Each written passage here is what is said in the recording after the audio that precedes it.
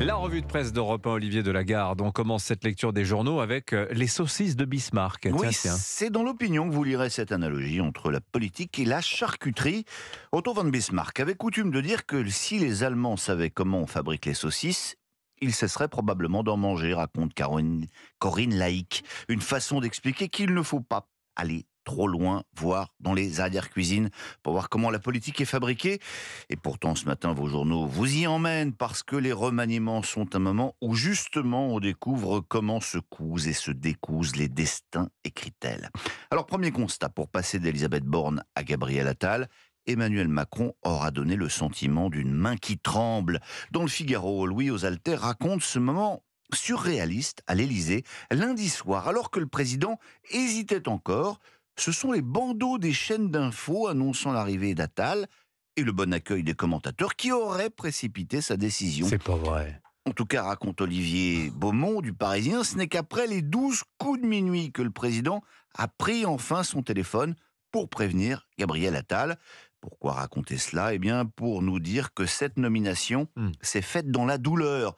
François Bayrou était contre, Richard Ferrand plaidait pour Julien Denormandie, Alexis Collère et Édouard Philippe auraient préféré garder Elisabeth Borne, affirme Le Figaro. C'était la révolte des boomers, rigole un proche du chef de l'État, et c'est le symbole que Gabriel Attal incarne, un changement de génération. Le jeune âge du Premier ministre, c'est d'ailleurs la première chose que soulignent les quotidiens ce matin. Vente jeunesse à Matignon, titre par exemple Le Bien public à Dijon, c'est le jeune premier, annonce l'Indépendant à Perpignan. La carte jeune s'amuse le Parisien aujourd'hui en France. Est-ce à dire, Olivier, que la nomination de Gabriel Attal est bien accueillie ? Écoutez Dimitri, elle est bien accueillie à droite. Témoin, cet édito dithyrambique de Vincent Trémollet de Villers à la une du Figaro qui s'esbaudit du phénomène Attal. C'est la ligne claire. Cohérence dans les décisions, efficacité dans l'exécution. La dynamique montrée par le jeune ministre est la bonne, écrit-il. Son succès fulgurant dans les sondages en témoigne. Même son de cloche dans les Échos où Étienne Lefebvre estime que le pari Attal peut être gagnant. Il sait faire de la politique et sa parole sera davantage écoutée que les discours monocordes d'Elisabeth Borne. Alors, à gauche, en revanche, l'accueil est beaucoup plus mitigé, pour ne pas dire franchement hostile. Le clone, c'est le titre de l'Humanité, pour qui Macron et Attal, c'est bonnet blanc et blanc bonnet. Oui, un clone chargé d'appliquer la même politique de casse sociale, écrit le quotidien communiste. Même tonalité dans Libération, c'est Macron à Matignon, titre le journal. Il a choisi le cadet de ses sosies, ajoute-t-il très en verve, le cadet.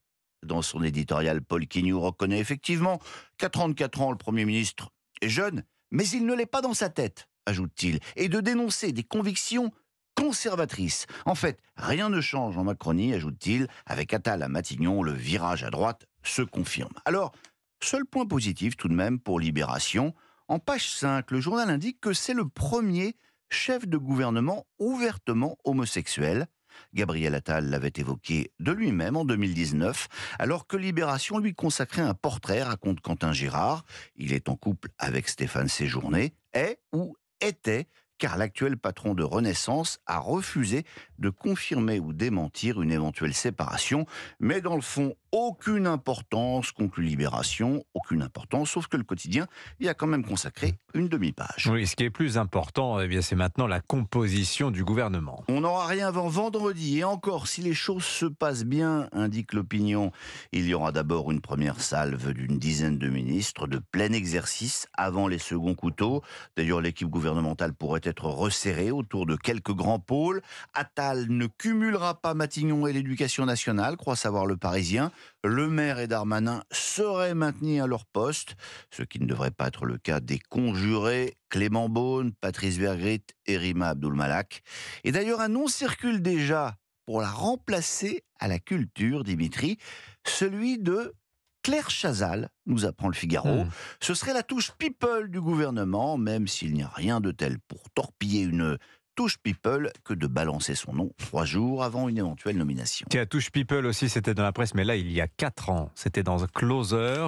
Gabriel Attal avait à l'époque raconté qu'il avait été conçu par PMA à l'hôpital Béclair de Clama, peu de temps après que ça a démarré en France. Voilà, c'était ma Touche People à moi. Mais cela ne nous regarde pas. Ah bah si, écoutez, puisqu'il en parle publiquement lui-même dans la presse People. Hein.